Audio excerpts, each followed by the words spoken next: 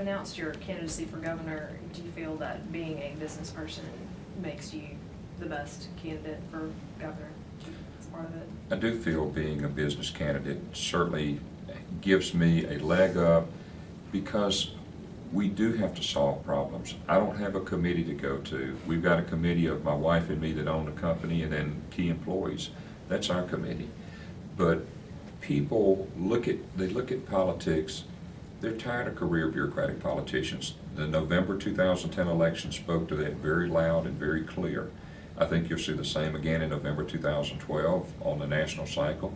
I think you're going to see it in Mississippi in 2011. It does give you the opportunity to understand how business works, why a risk-reward equation is very important, that if somebody takes a risk, whether they're in business, whether it's a paper boy that decides to buy a new bicycle to go have a paper route, he's got to think and he's got to know in his mind, if he works it and works it hard, he's going to make enough money to pay for that bicycle and pay for his business. We're no different. We've got to know that we have an environment and we have an opportunity if we work hard.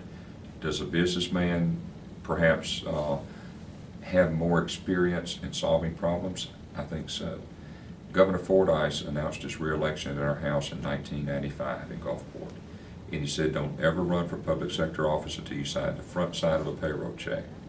Not flipping it over on the back and endorsing it, but signing the front side, because you're the person that's making certain that money's in there, and you're the person making certain that the people that work with you and for you understand that you're putting a lot of sweat, a lot of blood into making things work.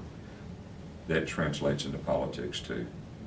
Look at the two, from my point of view, the two governors that we've had that perhaps had the most significant impact on the state in the last 30 years, last 25 years.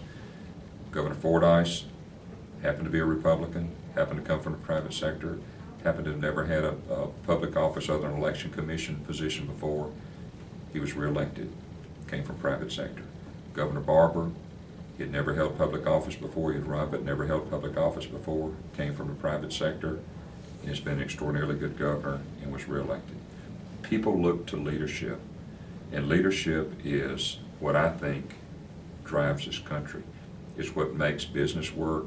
It's what should make a democracy work, not career bureaucrats.